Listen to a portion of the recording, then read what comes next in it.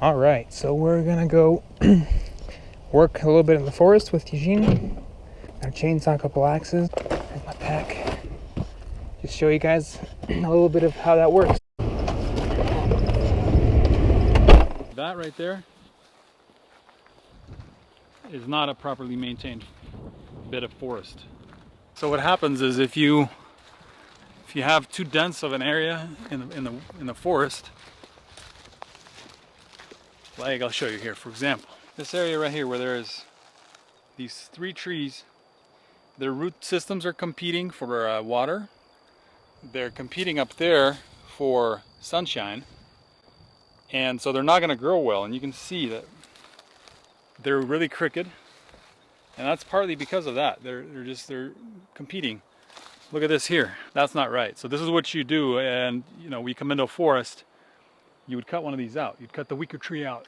You look at them up there, you figure out which one's worse, and you cut it out. So that's what's done. That's how you maintain a forest. I've been working here already a little bit, kind of thinning these out. As you can see, I'm gonna thin them out to where we have some space between them, kind of like these. You can see there's 10 feet or so between them, and that makes for a really healthy forest.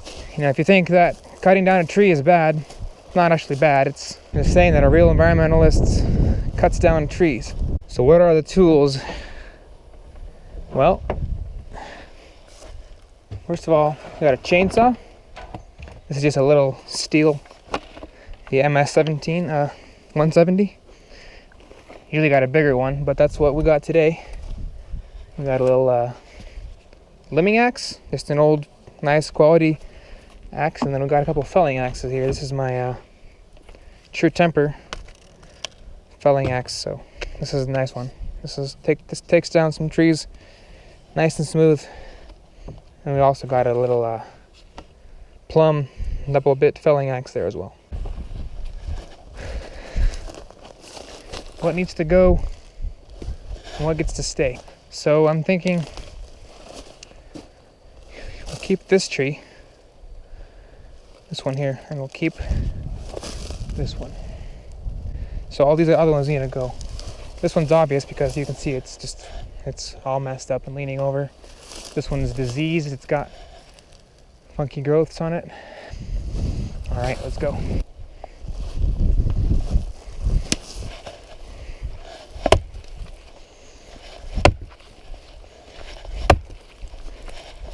All right, timber. There we go.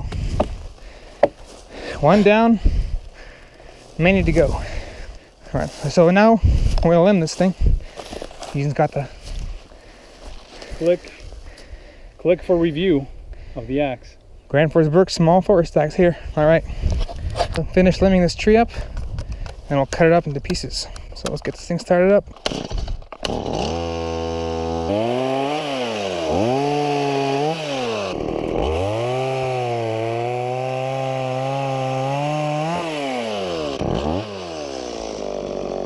This one needs to go, and like all the rest of these, except this one, you fall it right there. All right, stack these up.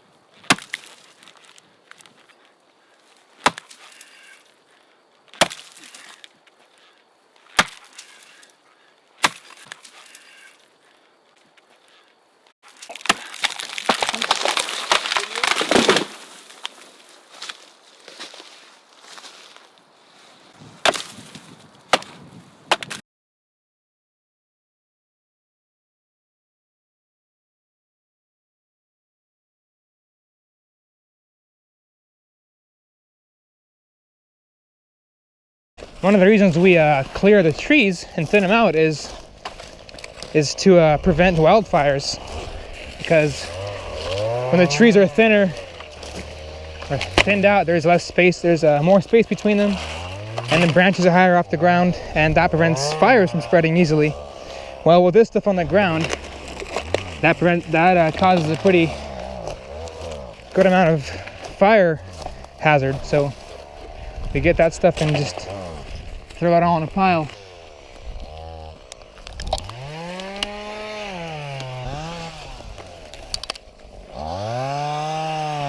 Alright guys, so we finished up with this little stand of trees here. As you can see, they're thinned them out and all the branches taken off, thrown in slash piles, cut up the little wood chunks, stack them up in piles here. You can see now that compared to what it was before, you know, there's a good amount of distance between the trees, that if a wildfire would come through, it wouldn't actually burn all the trees down. It might just char the bark on them, but it wouldn't actually, you know, kill this whole forest. So it looks like it's been taken care of. And you can click a video up here of a review of the Grand Forest Brooks small forest axe, which we were using out here. So it's a really nice axe, and you can check out a little video on that. So if you liked the video, give us a thumbs up. Leave your comments in the or below. Maybe give us some tips on maybe some new cool techniques that we can use that we don't know of. Or just leave your comments and suggestions. Subscribe and share the video. As always, have a good day and praise God. It's been Vlad and Gene with Review Outdoor Gear.